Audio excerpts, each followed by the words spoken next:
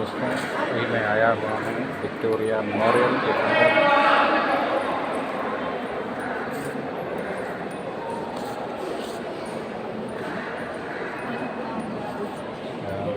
Different structures for conservation treatment. बहुत अच्छी building, बहुत स्मार्ट बिल्डिंग है ये।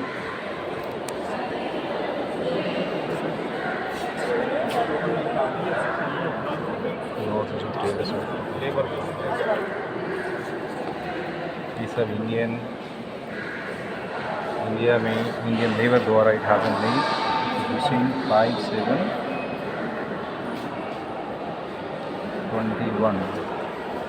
The 5 months before inauguration, Victoria Memorial Hall, viewed from Queens Bay, July 1921. आप सोचिए 5/7/1921 का ये बना हुआ है structure.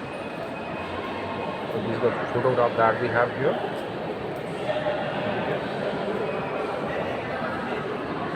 This is Indian cutting and measuring out stones, November 1911.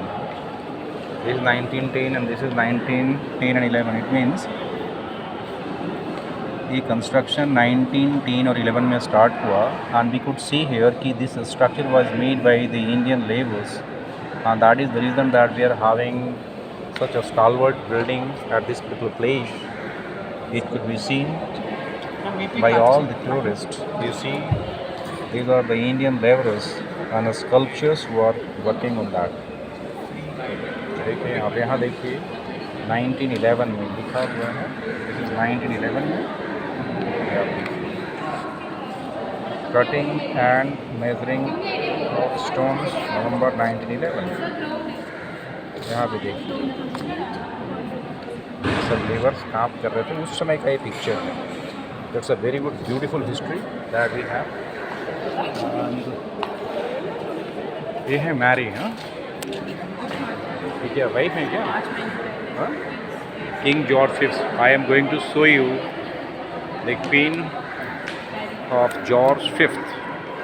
यहाँ देखिए and see the beautification of the building also, both in terms of sculpture, design and marvelous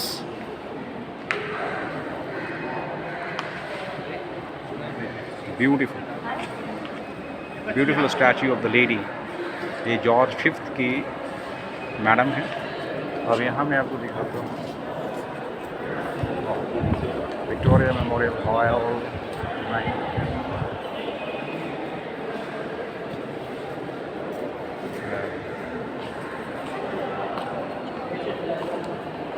ये देखिए 1916 में इतना ह्यूज कंस्ट्रक्शन हो रहा था। और अभी मैं आपको I am going to show you George fifth. ये देखिए उनका स्टैचू है, जॉर्ज पंचम जिसको हिंदी में हम बोलते हैं। और ये picture just have a look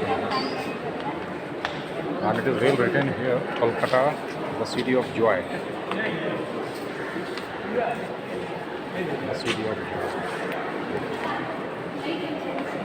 Date language, Ministry of Culture, Government of India, सत्यमेव जयते। यही कारण है कि इंडिया महान है।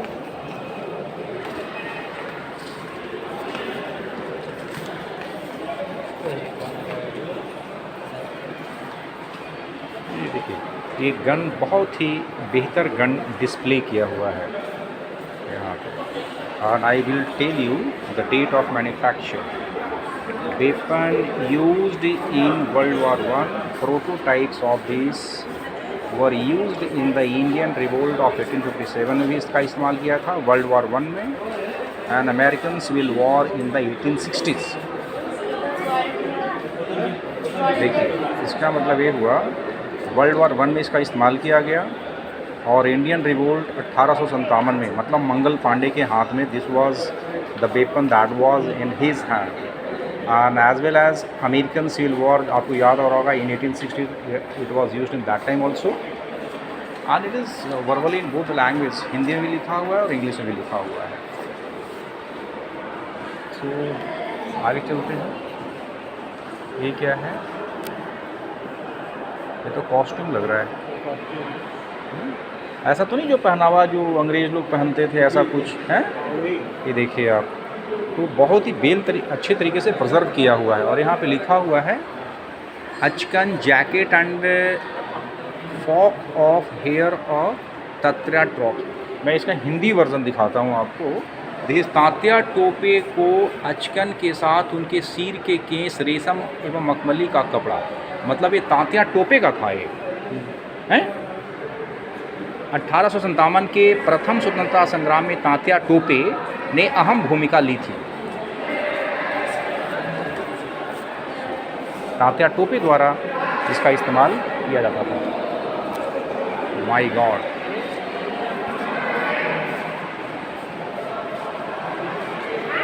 क्या बिल्डिंग है और कितनी बेहतरीन तरीके से यहाँ पे डिस्प्ले किया हुआ है। और कितना बेहतर प्रिजर्व किया हुआ है। It could be seen. देखिए, मैं आपको जूम करके दिखाता हूँ कि रिवर के पास में ये सब हमारे इंडियन किस तरीके से बोटिंग के माध्यम से तैर के आते जाते थे। और शुरुआती दौर में उन लोगों ने फोर्ट, जो कलकत्ता को पहले कालीकट बोला जाता था, एक गांव के पास में इन्होंने अपने फोर्ट को बनाया ताकि उनको सब माल के लिए आसानी पड़े, जंगल से उनको जो है प्रोटेक्शन मिल सके, और अपनी छावनी में ये सब एरियाज फोर्ट को बना के तब्दील कर सकें, सो दैट मुग़लों से अपने आप को बचाने के लिए ये सब काम कर सकें। VRI VRI का क्या मतलब है सर? विक्टोरिया रेजिना एम्पायर ऐसा कुछ है। अच्छा, इम्पीरियल, ऐसा तो इम्पीरियल तो आई होगा। इम्पीरियल नहीं है, विक्टोरिया रेजिडेंस। गाइड है ना वहाँ बैठा। अच्छा, पूछ लेंगे सर। मोबाइल VRI जो है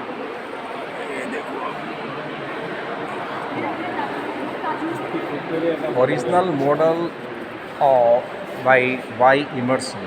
Here we could see the model that was proposed for sake of construction of this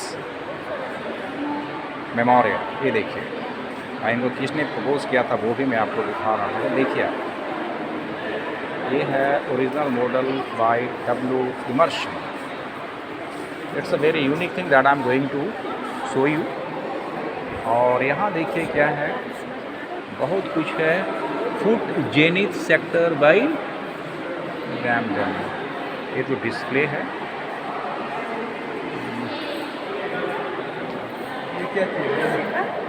क्या है सर? ये I am not getting it, थोड़ा समझना पड़ेगा इसको।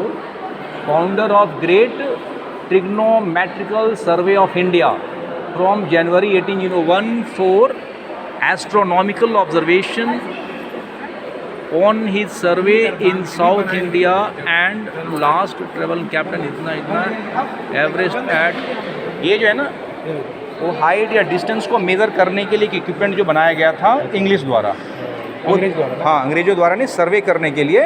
जो रोड पे आप नहीं देखते हैं ऐसे करने के लिए सर्वे करता है, इट्स दैट। अभी तो छोटे छोटे हो गए ना, तो ये उस समय बना हुआ बहुत ज़्यादा, मतलब ह्यूज था, बड़ा था ये। Okay, foot zenith sector by Ramson द्वारा ये बनाया हुआ है, जिससे कि रोड वगैरह का मैपिंग किया जा सके, एवरेस्ट की मैपिंग और किया जा सके। अभी मैं आपको दिखाता हूँ अंग्रेज़ों का। ये देखिए, जहाँ पे हमारे हवलदार जमींदार सब लोग हुआ करते थे। और यहाँ देखिए किस तरीके से इनको ब्रूटल तरीके से कार्रवाई किया जाता था।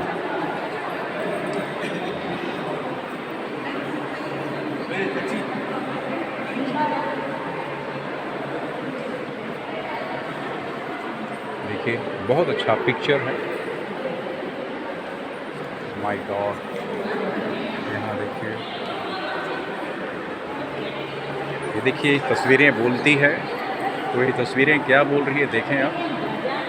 यहाँ देख रहे हैं एक हाथी देख रहे हैं, उसके सामने हाथी चलाने वाले व्यक्ति दिखाई दे रहे हैं, उसके ऊपर जो है राजा महाराजा माउंट हैं और इसके साथ एक अंग्रेज भी है और उसके साथ एक राजा भी है, इस फोटो में आप देख रहे हैं। और हमारे बाकी जो व्यक्ति हैं बस ऐसे ही चल रहे हैं, सब हाथी पे ही हैं, सब अंग्रेज़ लोग हाथी बैठे हुए हैं और जो सेनापति लोग हैं उनके साथ हैं। तो चाटुकारिता का एक बहुत बड़ा नमूना है किस तरीके से अंग्रेज़ों ने हमारे इंडिया पे शासन किया, लोगों को किस प्रकार से बेवकूफ़ बनाया, divide and rule policy adopt करते रहे, हमें बांटते रहे और ये राज करते रहे। अंग्रेज़ों की विरासत हमारे पास पड़ा हुआ है, अभी भी सोचने की आवश्यकता है कि हम अपने भारत को बचाएं। किस तरीके, यहाँ देखिए आप, यहाँ एक नाव दिखाई दे रहा है आपको और देखिए दिस इज द प्रोटोटाइप। और मैं आपको model of the east India man Alamgir merchant ship of the east India company, ये ईस्ट इंडिया कंपनी का मर्चेंट शिप है आलमगीर द्वारा। यहाँ देखिए बहुत बड़ा, तो आपको ये दिखाता, ये तो आपको दिखाया नहीं। देखिए क्या तरीका रहता था, ये अंग्रेज किस तरीके से, देखिए सब लोग फल और सब्जी केला ये लाए हुए हैं अंग्रेज़ों के लिए। देखिए एक अंग्रेज़ कैसे बैठा हुआ है और हमारे हिंदुस्तान के व्यक्तियों का कितना दयनीय स्थिति हुआ करता था आप देख रहे हैं। और उस पेड़ के आसपास में you could see over here कि एक कितना गलत तरीके से लोगों को प्रताड़ित किया जा रहा है और उसका हिसाब किताब रखने के लिए अंग्रेज सब लगे हुए हैं। और यहाँ एक व्यक्ति है जो बता रहा है अंग्रेज़ों को पूरी इंडिया के बारे में। बहुत बुरी स्थिति थी हमारे भारतीयों का at the time of British rule in India.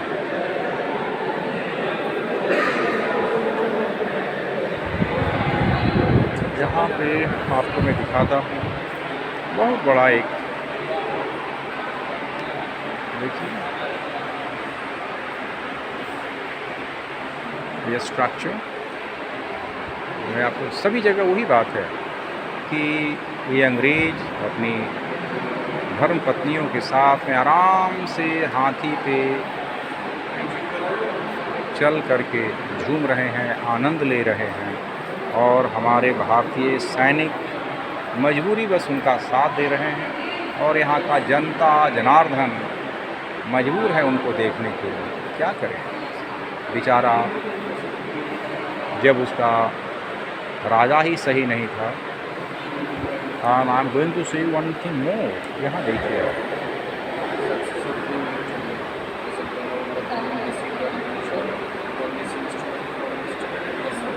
देखिए द रोजवुड ग्रैंड पियानो 4, इसका नंबर भी दिया हुआ N69 was made by R.S.&P Gerard, licensed by king Louis 16वीं 1785 में to the order of king William IV।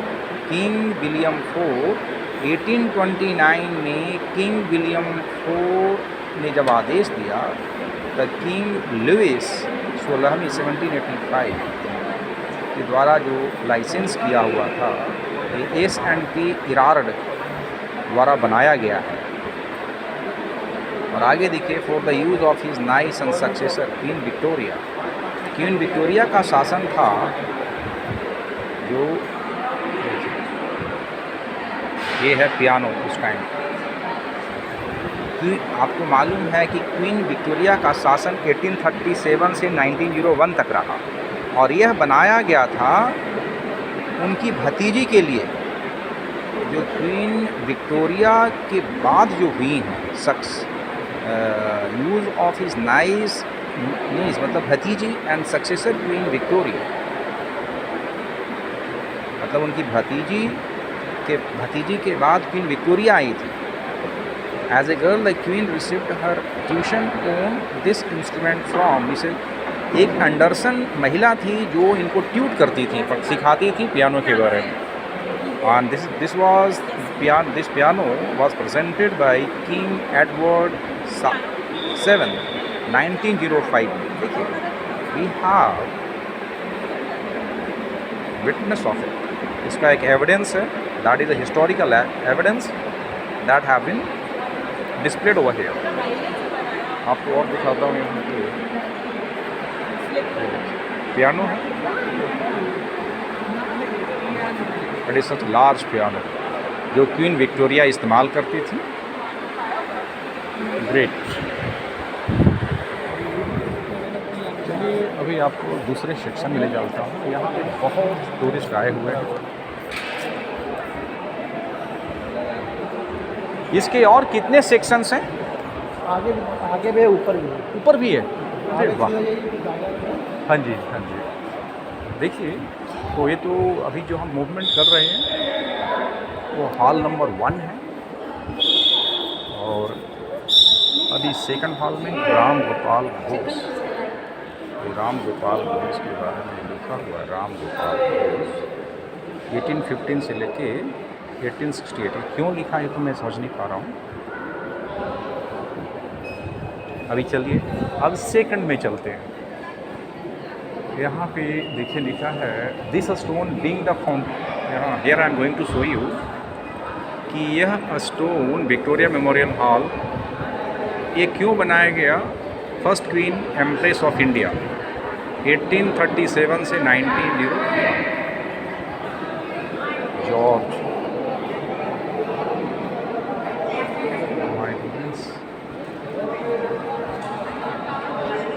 यदि आप खड़े हो जाएं. Splendid, marvellous. देखिए मैं पूरा घूम करके आपको ये बिल्डिंग को दिखाता हूँ. ये सर्कुलर फेज़ में है जहाँ कि उर्दू में भी लिखा हुआ है, हिंदी में भी लिखा हुआ है. दिल्ली दरबार. मैं इसको पढ़ के सुनाता हूँ आपको. कल ये बहुत इम्पोर्टेंट है. छोटा फंक्शन है इन लोगों की तरफ से, फिर 3 तारीख को रिसेप्शन है.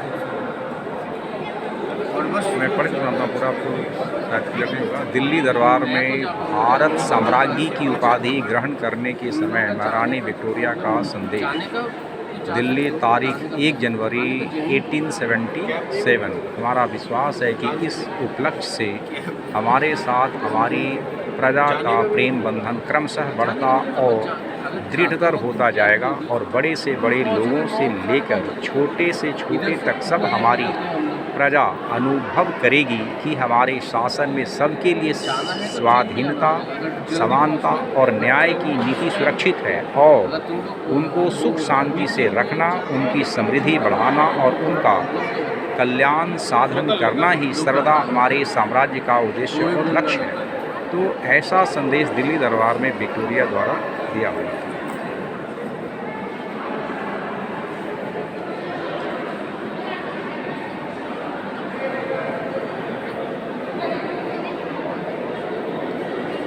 आपको ये मैं दिखाता हूँ.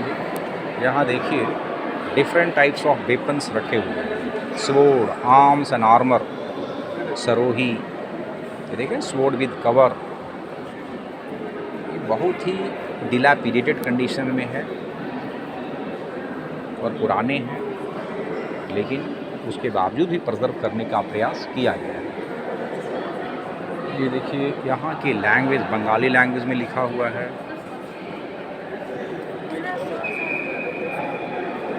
यहाँ देखिए मास की विशेष वस्तु, object of the month, Durga, from the collection of Victoria memorial hall.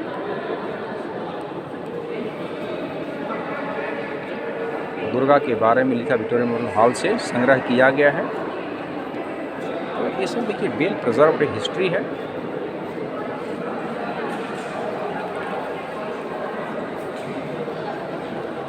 इतने बड़े बड़े पिलर्स हैं.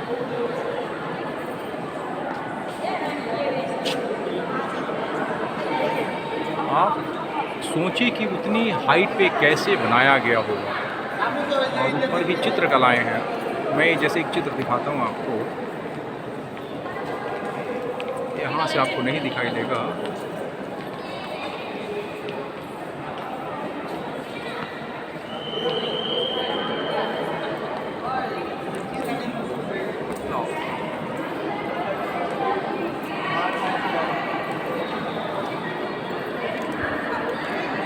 मैं आपको अभी जॉर्ज पंचम की धर्मपत्नी, आपने वो देख लिया, मैरी को देखा, अभी आप देखें विक्टोरिया।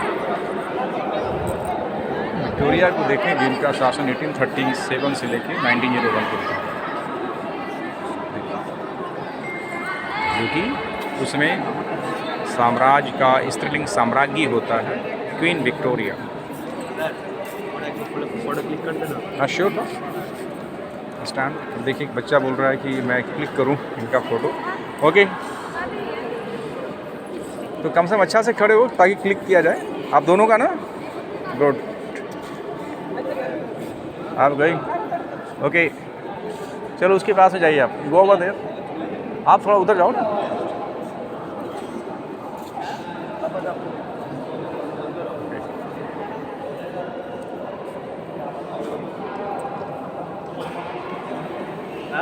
लीजिए, क्लिक हो गया आपका, यू आर वेलकम।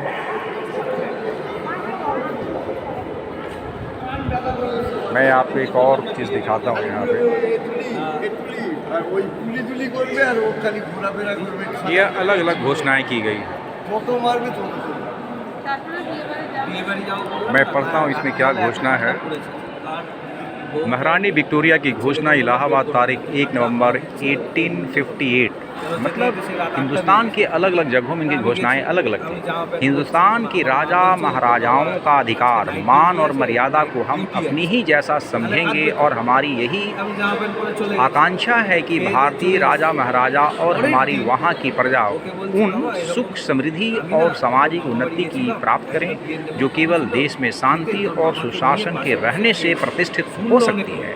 हमारी यह भी कल्पना है कि हमारा भारतीय प्रजाओं में जो लोग अपनी अपनी शिक्षा, सामर्थ्य और सच्चाई से जिन सरकारी कामों को पूरी रीति से करने के योग्य होंगे, जाति और धर्म का विचार न करके निष्पक्षता से उनको जहां तक हो सकेगा उन कामों पर अस्थायी नियुक्त किया जाएगा। भारतवासियों की समृद्धि से हमारी शक्ति, उनके संतोष से हमारी निर्भय स्थिति और उनकी कृतज्ञता ही हमारा उत्तम पुरस्कार होगा। See these are the visitors who have come. अब आपको लेके चलता हूँ, ये फर्स्ट आपको मैंने दिखा दिया, दिस इज द सेकंड। ये देखिए, और मैं इसको I am going to show you the next.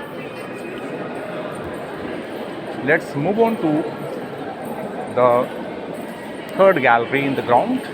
ये देखिए आप, ब्यूटीफुल, देख करके दिल खुश हो गया। आप यहाँ पे देखें, सब अंग्रेज़ों का देखिए यहाँ स्ट्रक्चर बनाया हुआ है, हमने और आपने नहीं बनाया। It was all made by the Britishers. ये देखिए कैनन देख रहे हैं आप, पुराने टाइप के, देखिए कितना मेटलर्जिकल एडवांसमेंट था उस टाइम पे। 18th और 19th सेंचुरी में एक कैनन है जिसको आप गोला इससे बाहर निकलता है, हाँ, और एक प्रोटोटाइप है। देखिए स्ट्रक्चर देखिए, पहले आप बिल्डिंग को एक बार देखिए, निहारिए building, how beautifully they have constructed it. आज के ज़माने में भी जो है टाटा और बिरला इस टाइप की बिल्डिंग नहीं बनाते, वो साइंटिफिकली अलग डिज़ाइन से बनाते हैं ताकि उनको पैसा मिल सके। लेकिन अंग्रेज़ लोग अपनी ठाट वाट की ज़िंदगी जिया करते थे। हो सकता है अंबानी जी का ऐसा हो, क्योंकि अक्सर जो है यूट्यूब पे रहता है। आगे सिंबॉलिक है, देखिए हर जगह पे सिमेट्री है। एक यहाँ भी आप देखेंगे, और एक आप यहाँ देखिए, नाम क्या लिखा है? This is Major James Rennell. So you could see. And let me check it out. Who is he? इनका नाम क्या है? Sir William Wilson Hunter. ये देखिए, तभी तो आपको मैंने पढ़ के बताया इनका क्या नाम है. यहाँ देखते हैं ये क्या है.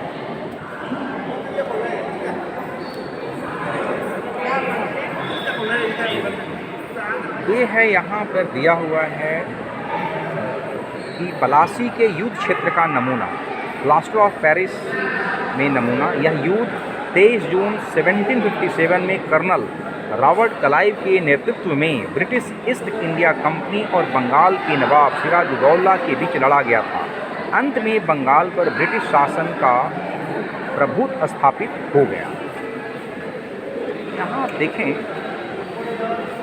ये कंप्लीट प्लानिंग है. तो यहाँ आपको दिख रहा है. ये क्या है? भारत के सुल्तानों का संक्षिप्त इतिहास. ये लिखे हैं ना, यहाँ देखिए, ये पूरा का पूरा उर्दू में ही है लिटरेचर है जी. देखिए. So the beautiful प्रिजर्वेंस of even Arabic or so called the Urdu literature is here. It could be seen, well preserved, and it's the historical document also. एक a book on logic and philosophy, तर्क और दर्शन शास्त्र की पुस्तकें भी है यहाँ पे. लवाह ए जमी. So it's all in Urdu language.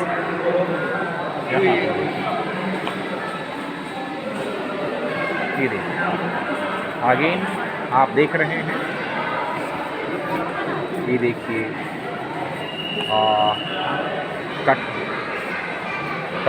कटार. देखिए आप यहाँ पे आर्म्स एंड आर्मर में कटार, जिसको हम नाइफ बोलते हैं. बिचवा, जिसको हम डैगर बोलते हैं.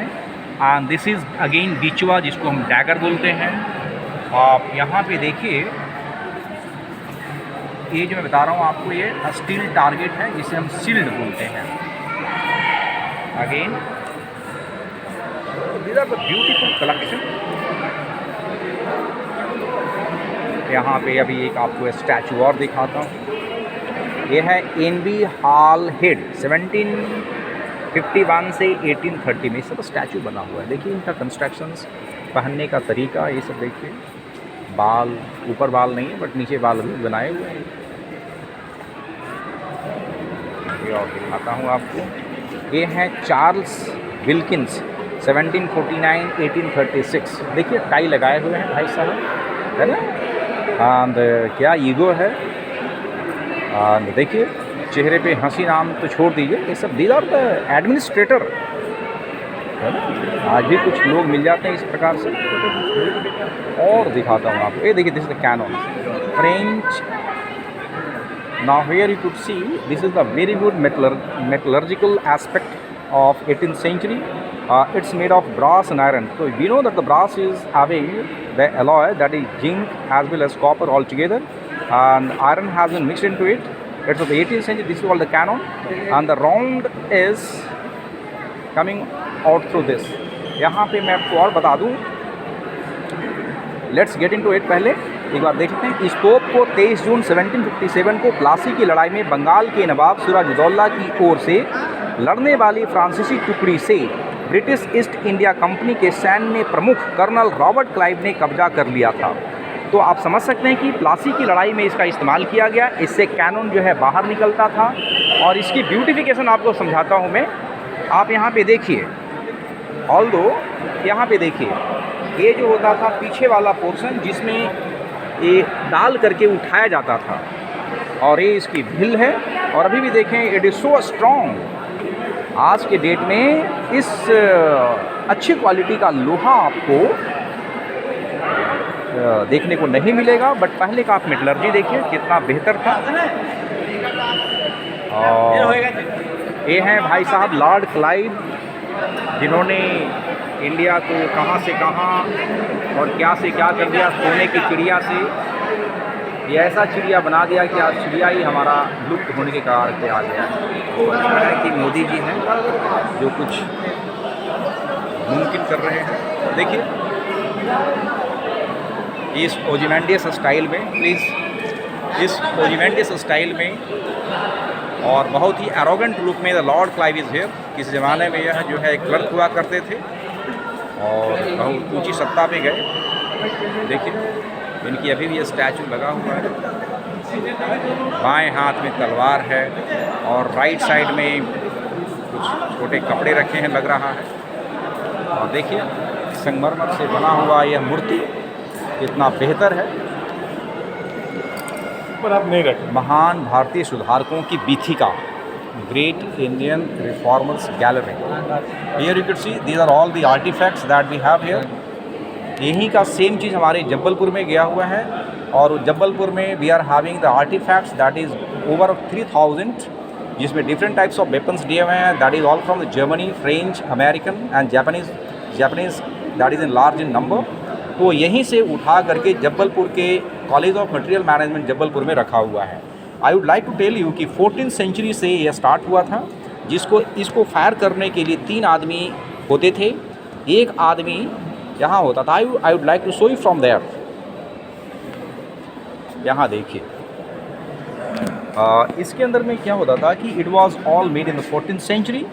पीछे वाले पोर्शन से यहाँ पे इग्नाइट किया जाता था। तो एक व्यक्ति होता था होल्ड करने के लिए, दूसरा व्यक्ति होता था इसको इग्नाइट करने के लिए, और एक व्यक्ति होता था जो फायरर होता था। सो एक फायरर हो गया, एक इसको इग्नाइट करने वाला हो गया, और एक व्यक्ति ये होता था जिसके कंधे पे इसको रखा जाता था। मीन्स हम जब बात करते हैं कि किसी कंधे पे रख करके फायर करना, I think the thing idioms has started from the 14th century onward. यदि आपको ज़्यादा कलेक्शन देखना हो तो you can come to the Jabalpur museum over there. आगे देखिए और ऐसा ही कुछ आर्टिफैक्ट यहाँ भी रखा हुआ है। देखिए स्वर्ड्स हैं, swords with cover, iron cover made with leather and brass. अब हम आपके तरफ आ रहे हैं रिफॉर्मर्स की तरफ। जो हमारे इंडियन रिफॉर्मर स्वामी विवेकानंद को आप देख रहे हैं, गुरुजी रविंद्रनाथ टैगोर को आप देख रहे हैं। यहाँ देखिए ये हैं हमारे ईश्वर चंद्र विद्यासागर। अब ईश्वर चंद्र विद्यासागर एक प्रमुख बंगाली शिक्षक, समाज सुधारक और परोपकारी व्यक्ति थे। विद्यासागर की इनको उपाधि दी गई थी। अब यहाँ आके हम देखते हैं बंकिम चंद्र चट्टोपाध्याय 1838 से 1894 के बीच में, ये आप देखें। और here I would like to say you Rash Behari Bose एक प्रमुख बंगाली वकील, समाज सुधारक, जैन हितैषी और भारतीय राष्ट्रवादी नेता हुआ करते थे। ठीक है ना। आप very good innocent pic snap of this reformer. आप यहाँ पे आए बाल गंगाधर तिलक से आखिर कौन अपरिचित है।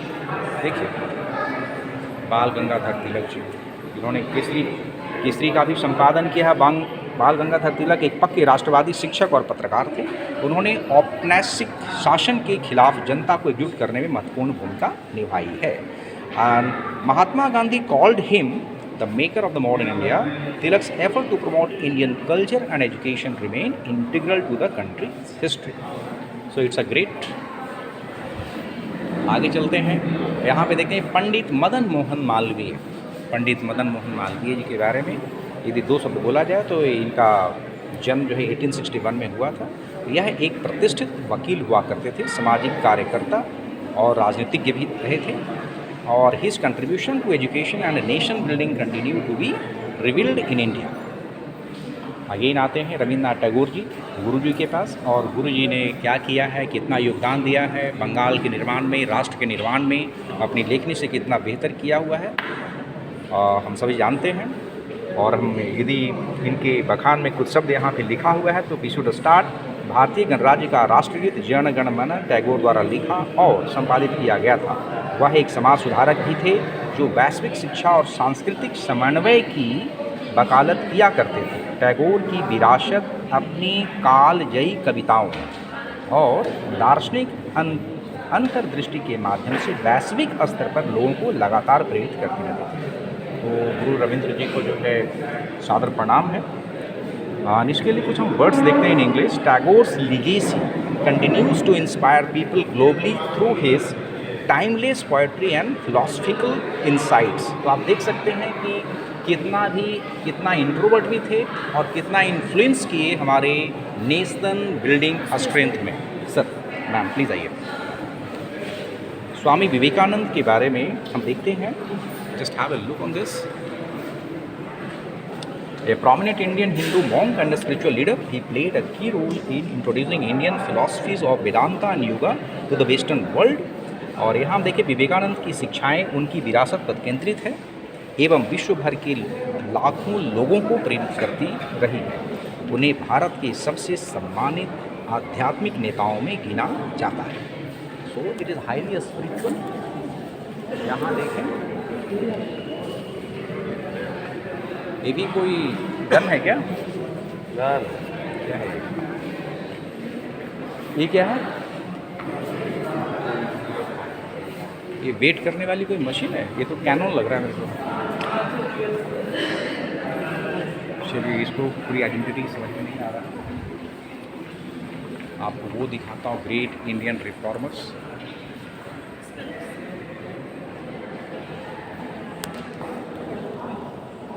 Keshav Chandra Sen.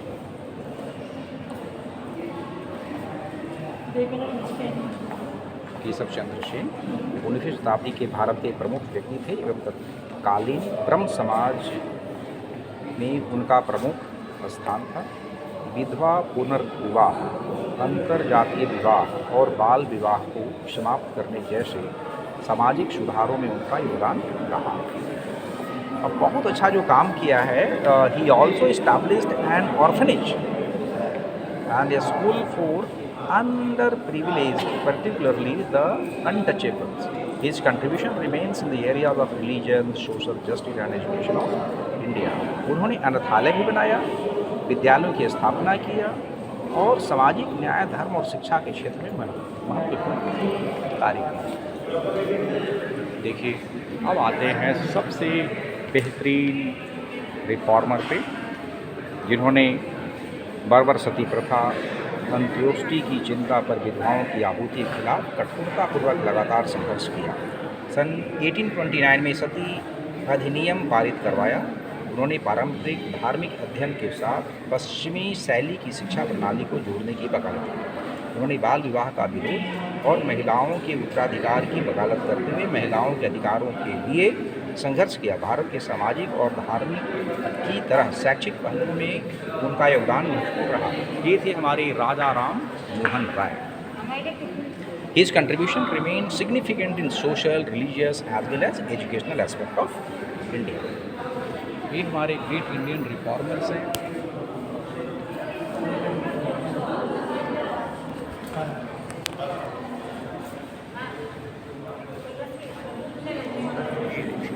All these are the stalwart reformers in Indian history who has contributed a lot. Many visitors have come to this place. यहाँ देखिए नेताजी सुभाष चंद्र बोस। नेताजी सुभाष चंद्र बोस के बारे में जितना भी जाने कम। So we must read. Netaji Subhash Chandra Bose का जन्म 1897 में हुआ था। भारत की स्वतंत्रता संग्राम में वह एक निर्भीक राष्ट्रवादी और प्रमुख व्यक्तित्व थे। बोस एक अद्भुत नेता थे जिन्होंने स्वयं ब्रिटिश शासन से पूर्ण स्वतंत्रता का आह्वान कर जन समूह को प्रेरित किया। भारत से ब्रिटिश शासन को उखाड़ फेंकने के लिए द्वितीय विश्व युद्ध के समय पूर्वी राष्ट्रों से सहायता पाने हेतु उन्होंने सन 1942 में आज़ाद हिंद फौज की स्थापना की। भारत की स्वतंत्रता के लिए उनका साहस, अटल अदम्य उत्साह और प्रतिबद्धता पीढ़ियों तक प्रेरणादायक रहे। The mean to say that he has founded the Indian National Army in 1942 seeking support from the Axis power। Abdul Ghaffar Khan, इनको पूरा नाम बोला जाता था खान गफार खान या फ्रंटियर गांधी के नाम से इनको हम जानते हैं। Khan was a towering figure in the Indian independence movement, a devout follower of non-violence. He advocated for social justice and fought against the British colonial rule in India. हम देखते हैं कि जिनका उद्देश्य अहिंसक तरीकों से सामाजिक और राजनीतिक परिवर्तन लाना था, उनका मुख्य लक्ष्य भारतीय स्वतंत्रता प्राप्त करना और पश्तूनों के सामाजिक, धार्मिक, राजनीतिक और आर्थिक जीवन में सुधार करना था। अहिंसा और सांप्रदायिक सद्भाव के प्रति खान की प्रतिबद्धता ने भारत और पाकिस्तान दोनों में अपनी एक अस्थायी विरासत छोड़ी। यहाँ पे खुदीराम बोस, यदि हम खुदीराम बोस जी के बारे में नहीं जानते हैं तो हमारी इतिहास के पन्ने कहीं ना कहीं छूट रहे हैं, और ये हम छूटने नहीं देंगे, हम जरूर इसे पूरा करेंगे। One of the youngest revolutionaries from the Bengal presidency, Khudiram Bose is the best remembered for his daring attempt in 1908 to assassinate Chief Presidency Magistrate Douglas Kingsford in Muzaffarpur, Bihar. आप देखते हैं कि मुजफ्फरपुर षड्यंत्र मामले में उनकी भूमिका के लिए प्रफुल्ल चाकी के साथ उन्हें मृत्युदंड सुनाया गया और बाद में उन्हें फांसी दे दी गई, जिससे वह भारतीय स्वतंत्रता संग्राम के सबसे कम उम्र के शहीद कहलाए। हालांकि उनके साहसी कार्य असफल रहे, पर इन कार्यों ने राष्ट्रवादी उत्साह जगाने का प्रयास किया तथा कई लोगों को ब्रिटिश शासन के खिलाफ लड़ाई में शामिल होने के लिए प्रेरित किया। खुदीराम बोस के त्याग और साहस ने उन्हें पराक्रमी युवा के रूप में अमर बना दिया। बंगाल प्रेसिडेंसी के सबसे युवा क्रांतिकारियों में से एक खुदीराम बोस को सन 1908 में बिहार के मुजफ्फरपुर के मुख्य प्रेसिडेंसी मजिस्ट्रेट डगलस किंग्सफोर्ड की हत्या करने के उनके साहसी प्रयासों के लिए सबसे ज़्यादा याद किया जाता है। ये थे हमारे सबसे यंगेस्ट रिवोल्यूशनरी। ये हैं मौलाना अब्दुल कलाम आज़ाद। Born in 1888, Maulana Abdul Kalam Azad was a renowned journalist थे, इंडियन स्कॉलर थे, फ्रीडम फाइटर थे and the first minister of education in independent India.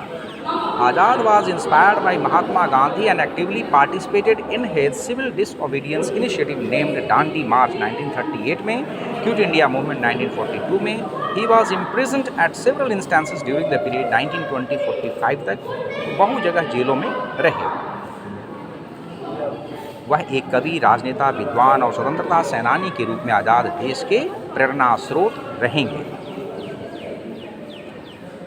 इनका पुस्तक का नाम है India wins freedom, an autobiographical narrative के लिए भी ये जाने जाते हैं। इन्होंने हिंदी, अरबी, अंग्रेजी, उर्दू, फारसी और बंगाली भाषाओं में दक्षता प्राप्त की। यहाँ से you can have a view outside also, बाहर देख सकते हैं।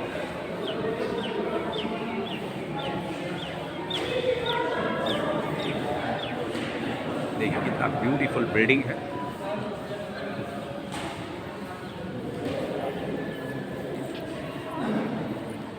अभी आपको मैं दिखाता हूँ सरदार वल्लभ भाई पटेल,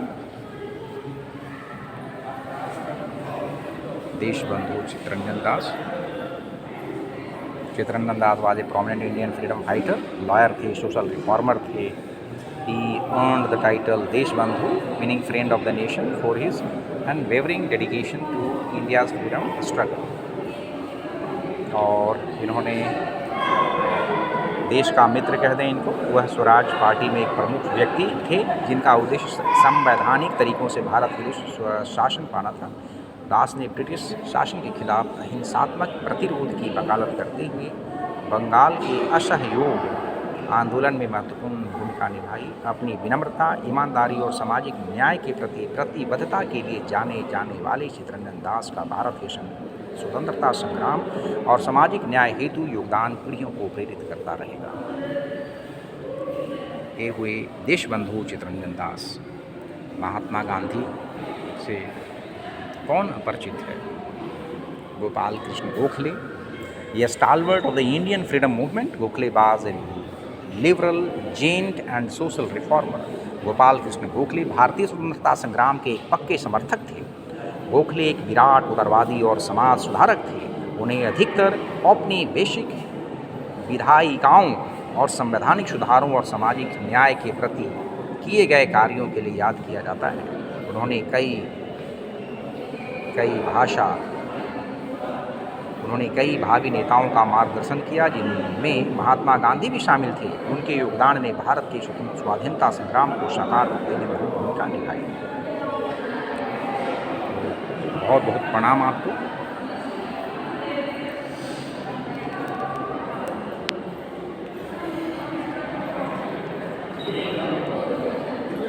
चलिए, यह सोशल रिफॉर्मर सेक्शन भी कंप्लीट हो गया। तो हमने 1, 2, 3 और 4 जो है बड़े बड़े वॉल देखे।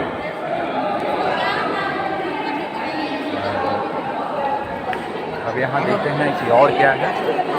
बाहर साइड में आप देखेंगे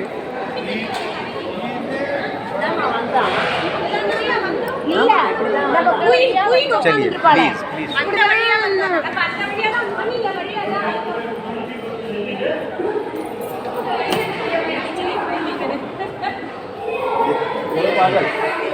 ये देखिए, विप्लवी भारत मतलब रोते हुए भारत को जगाने वाले हमारे ये बड़े बड़े स्वतंत्रता सेनानी।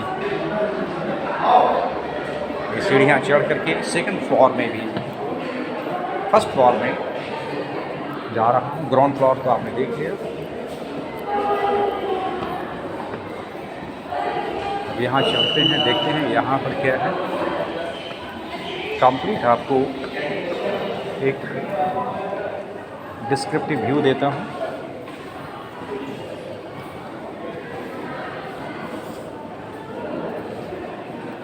ये देखिए, यहाँ पे देखते हैं यहाँ पे क्या है। Biplabi Bharat gallery, Victoria memorial hall, Narendra Modi sahab ने इनॉग्रेट किया था। यहाँ से देखिए आप structures. My God, Indian war of independence.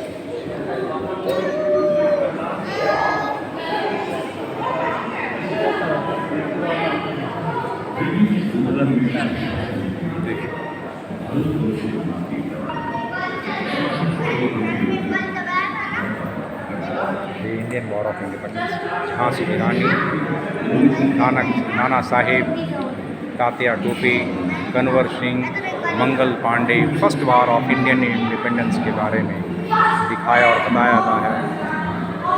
यहाँ पे आप सीन देखिए कि इंडियन हिस्ट्री को बनाने वाले उम्दा और बेहतरीन कलाकार थे जो अमर हो गए। इन द मीन टाइम आप यहाँ देखिए,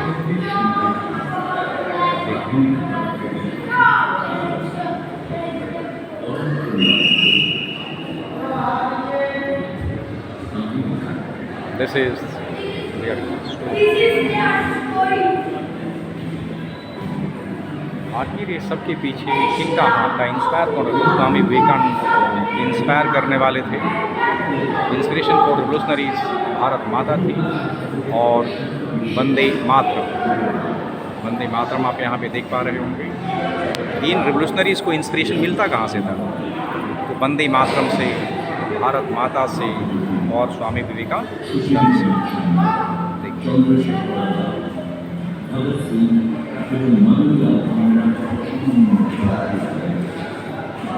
कितना बेहतरीन तरीके से यहाँ बताया हुआ है। देखिए, ये हमारा इंडिया का मैप।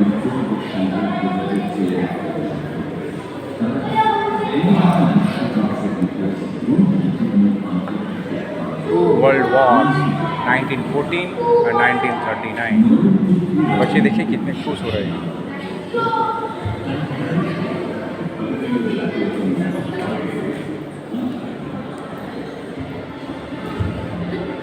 क्रांतिकारियों की प्रेरणा, भारतीय स्वतंत्रता संग्राम 1857।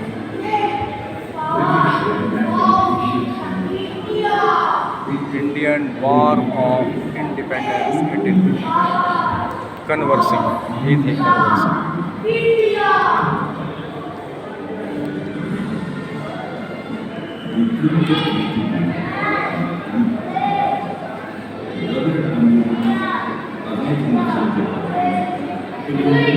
आज़ाद हिंद फौज की स्थापना किया।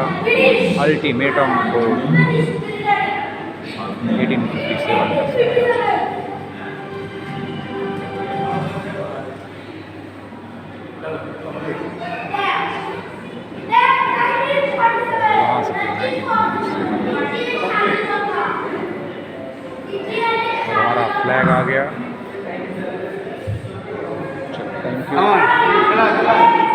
Chapekar Association, an era of revolutionary begins. Chapekar Association.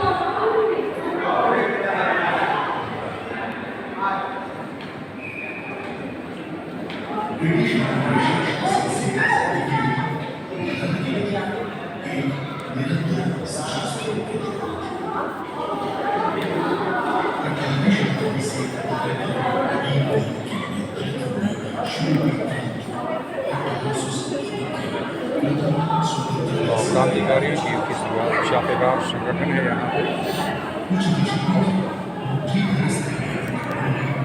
यहाँ देखिए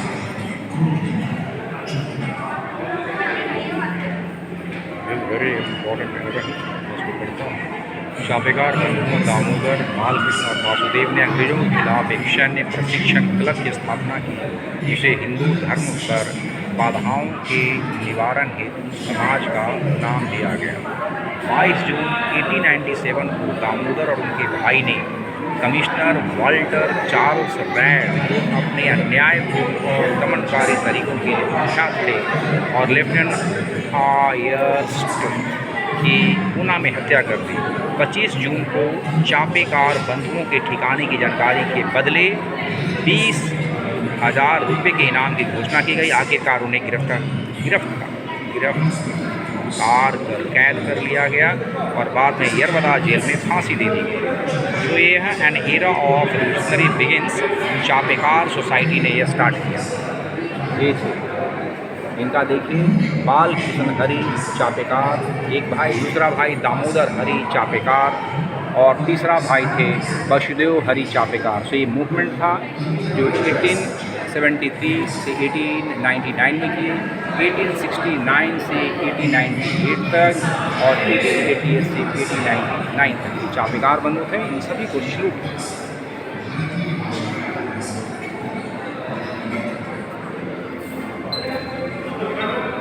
बिरसा मुंडा 1875 90, अभिनव भारत 1904,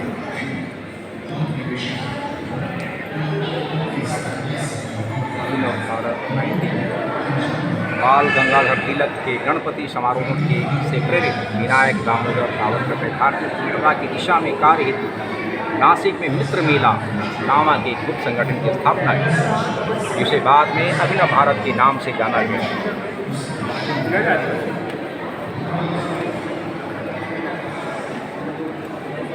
अनुशीलन समिति 1902 Shri Aurobindo Ghosh, Alipur bomb case, Delhi bomb outreach, important notice, 1 lakh reward. During World War I, Raj Bihari attempted to establish his military rule in India.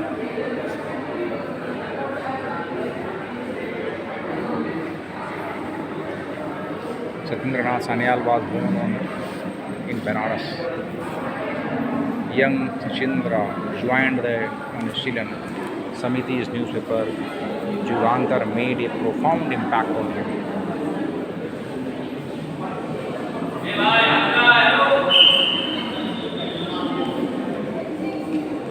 Delhi bomb case, रास Bihari Ghosh, Sachindra Sanyal, Kakori case,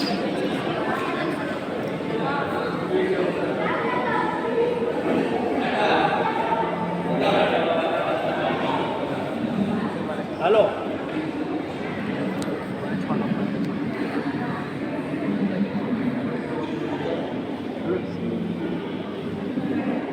ये आपको जो है पुराने ज़माने का 9 mm वॉल है, जिसके फ्रंट एंड के ऊपर में लेड होता है और पीछे वाले साइड में परकशन होता है।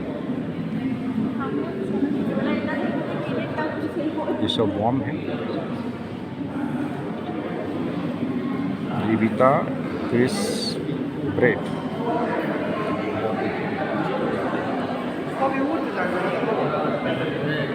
ये पिस्टल्स एंड रिवॉल्वर्स आप देख रहे हैं।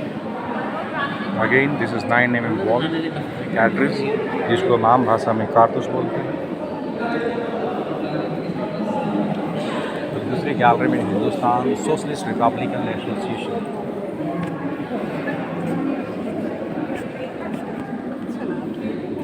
ट्रिब्यून,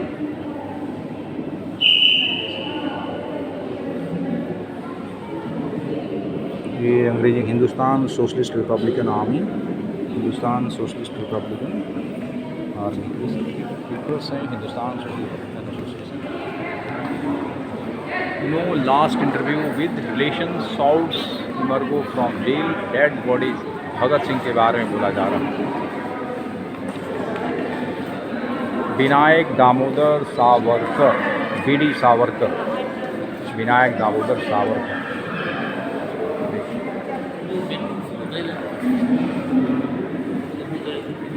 काकोरी षड्यंत्र, ये देखिए ट्रेन चल रही है।